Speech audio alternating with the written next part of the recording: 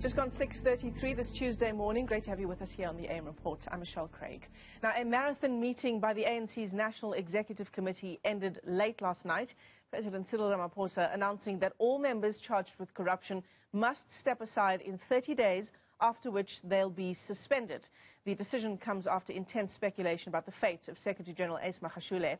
Ramaphosa urged all affected parties to use the 30 days to seek the counsel of past leaders and was scathing in his criticism of the Radical Economic Transformation Group. Let's get you some analysis now on that address by the President with Newzroom Africa's political editor, Ngalwa, who joins us via our video line. Spoo, a very good morning to you after I'm sure you had an incredibly late night following these proceedings yesterday. Was it anticlimactic for you what the decision was from the NEC meeting regarding the step-aside resolution? Not quite, Michelle, because the reality is that all that mattered is that the ANC stuck to its resolution. You may argue that, that what does 30 days do? What do you achieve in 30 days that you can't in 7 days? Because we do understand that the breakdown of that meeting the night prior had to do with a standoff between the Magashule, his supporters, and also the rest of the ANC NEC against an inclusion in the statement that he would step aside in 7 days. Now, you and I, as I say, may ask ourselves, what do you achieve in 30 days that you can't in 7? Maybe a little bit of a modicum of decency in that it is not seen as though his colleagues are in a rush to get rid of him. I mean, because I think for the ANC, again, though, I must say, that was still a compromise. Because for me, the question of Ace Magashule stepping aside is not new. The last two NEC meetings, in fact, let me go back to the NEC meeting of February 2014. That NEC meeting adopted the guidelines that had been drafted by the Mutlande panel, which was seen as an independent panel of sorts, where it made it clear under which circumstances should one step aside. And at the closure of that meeting, President Ramaphosa still called on all those charged with corruption to follow their conscience and take a voluntary leave of absence from their office. He has not done so. So for me, the question then becomes, what happens over the next 30 days? I guess a lot can happen in 30 days. And remember, Ace Magashule's posture around the issue of stepping aside, he has given every reason in the book as to why he should not and why he will not step aside. And I can tell you now, Michelle, I don't expect Ace Magashule to suddenly now find his conscience, so to speak, and then suddenly step aside from this position. You may also ask yourself, what will they achieve by having him speak to past leaders? What do we mean by past leaders? Are we talking about former presidents?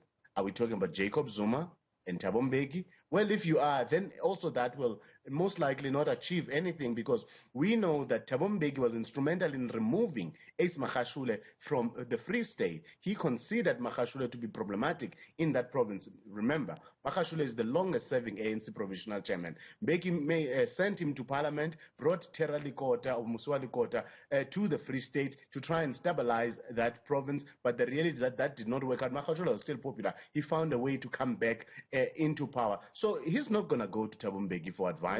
Will he go to Jacob Zuma? I'm sure already he's conferring with Jacob Zuma about some of these issues. So I think it's just an optical illusion, if I may call it that, where it appears as though that some of these leaders are now involved in trying to cancel Magashule. And besides, Michelle, before I throw back to you, Jacob Zuma and Thabo Mbeki are not the best of friends. I mean, for our viewers who are watching this, Spoo, who are not political analysts, you know, who don't look at it through the lens of the internal workings of the ANC, for the viewers who and the critics who would have wanted this NEC meeting to end with the ANC acting decisively on corruption, you talk about the 2014 clarity we got from that report by Kgalema Motlanthe around the step-aside resolution. That's the issue here. We've had clarity on the step-aside resolution for some time. Why another 30 days? Exactly, Michelle. And I think perhaps that's part of the frustration. In fact, as we get to this point where the ANC now finally is seen to be finalizing them, and remember, we had said we had believed, and everyone, including the ANC, that there was no other way out. This was the final moment. And I do not have an answer as to why that 30 days, except to say that it seems to me that the ANC leaders sat there and realized that if the only contention from Magashule and his supporters is that is giving 7 days to leave office, then perhaps it can be like a month's notice, which normally you get from work when you are to either you are leaving your job, which he is not doing here. But also the other thing here, Michelle, is that be that as it may, as I said, I don't think there is anything that Ace Magashule will do now over the next 30 days, which he did not have an opportunity to do so. So hence I see this as some kind of compromise for the ANC leadership to say, okay, you want more time? You want to argue over the timelines? Well, the outcome will still, but also I think the outcome will still be the same. But also, Michelle, more importantly, this is the first time actually that a time frame is allocated to this step-aside rule, which again tells you and me that Ace Magashule should not be in his position in 30 days' time.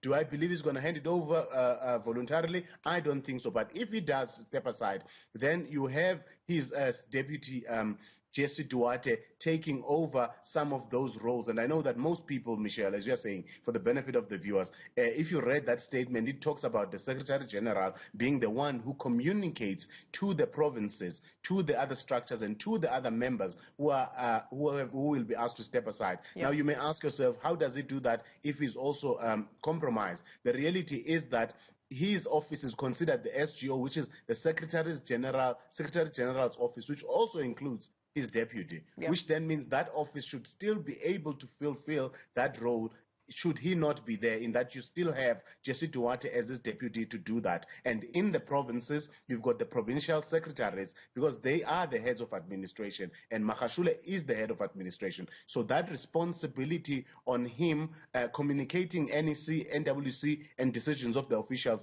falls on his office. Yeah, Spoo, you know, another thing that the president talked about in that address last night was he said, you know, he lambasted factions in the party. He said they will be investigated, and those involved in factionalism may well be charged. Can you unpack that for us? You would know that for the longest time, Michelle, there's been a lot of noise, for lack of a better word, in that there seemed to be, and I think the narrative was that Cyril Ramaphosa is a weak leader, is a leader who's unable to assert himself, in that there are a lot of people speaking out of turn, not just a member of the top six in Ace Magashule who does that, but there have been members of the ANC, including a central figure called Carl Niehaus, who does not have a status in the ANC beyond being just a member and a staff member. So for a staff member, he actually was quite vociferous or quite loud for a staff member. I think it got to a point where the ANC decided that it's either he shuts up or they deal with him through the disciplinary processes. As you know, that for now, while there is no ANC structure called Radical Economic Transformation, or RET, Carl Niehaus actually has been the face of the so-called RET.